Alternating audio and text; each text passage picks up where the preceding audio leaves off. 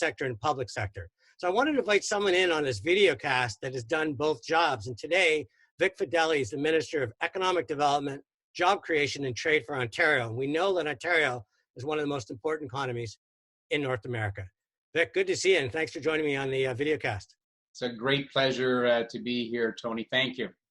Just quickly, I want to give you kudos because I never know who has influence or authority between provincial and federal governments, but I really like the way Ontario has dealt with this. You've taken some of the froth off, you've got conviction, and I think a lot of times like this, everybody feels like they're standing on shifting sand.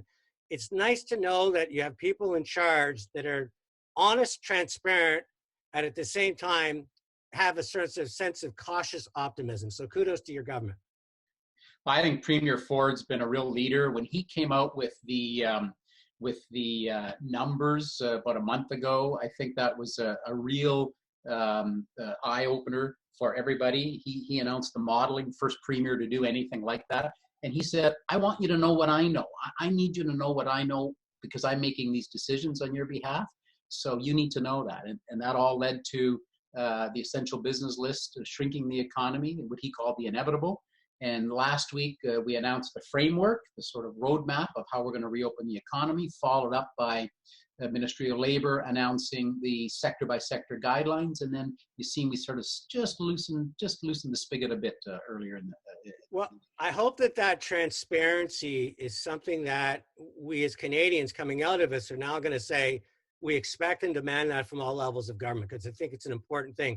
Victor, I want to talk to you about, because your world is really trade and job creation. I'm doing a lot of work with small business because it is the heart of the Canadian economy. We want to keep them beating strong.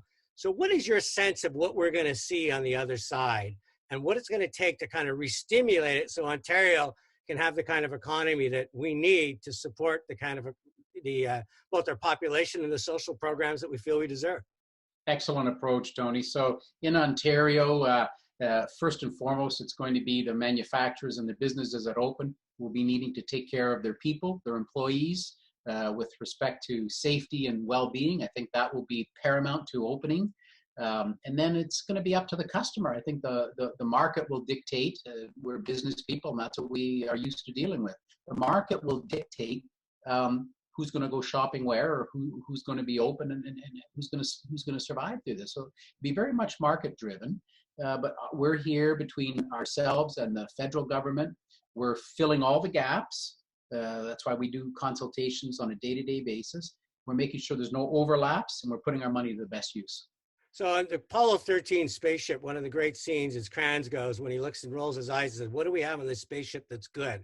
So as you're looking at it from your portfolio, where do you think is going to be the best bets for Ontario going forward in terms of saying, this is where people are really going to start renewing their confidence that we're coming out of it? Well, it'll change on a day-to-day basis. Soon they'll see retail open, and that'll say, okay, it's getting a little better. And then we'll expand the number of people that can congregate, and you'll have outdoor areas that are more open. So people will start to see that, and that'll be the first sign.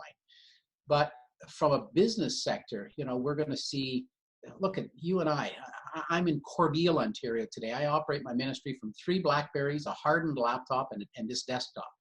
We're changing the way we're going to work. And so the tech sector is going to be a real leader in our future, and they have to be.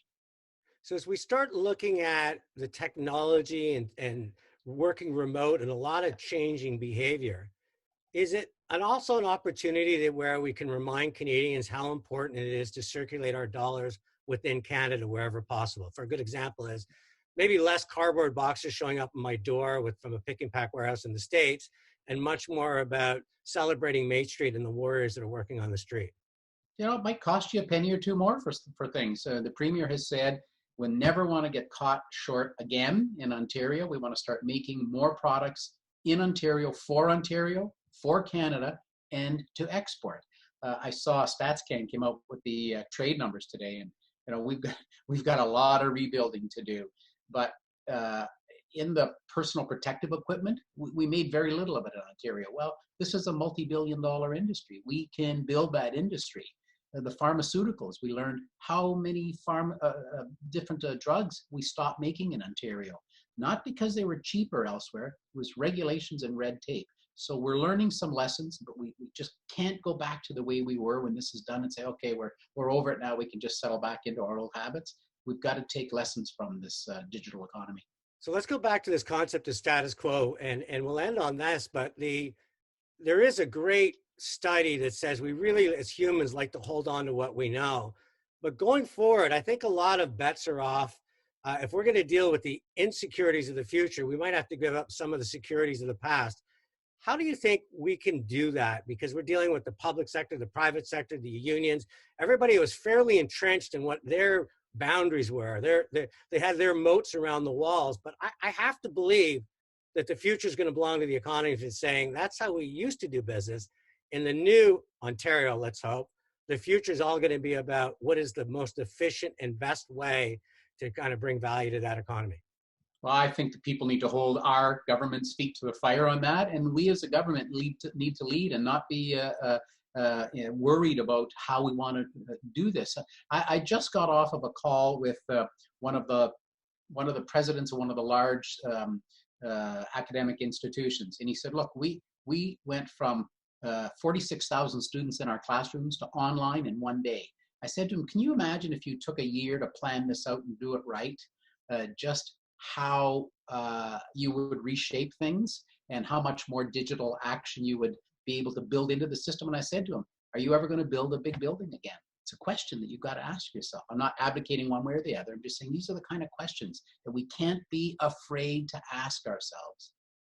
So here's what I've learned, and I've known Vic for a long time. I've been on the radio with him. He's a person that's both been an entrepreneur and obviously now he's a politician.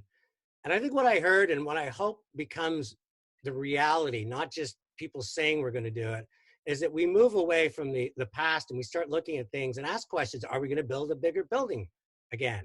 Are we going to change online? Are we going to bring gamification in? And I think the key to that is we always make the citizen, the employee, the consumer, the hero of the story. And if we work together to bring value added to those people, I think it's going to be good things grow again in Ontario. Vic, I know you've been so busy. I really appreciate you joining me on Chatter That Matters. And I hope you're following my Small Business Matters presented by RBC podcast, because if you're not, I'm going to bombard you with it.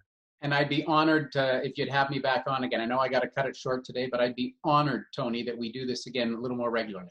Perfect. Thanks very much, Vic. Thanks. Vic Fedeli, Minister of Economic Development, Job Creation and Trade, longest business card, one of the smartest guys I know in government. Thanks again, Vic.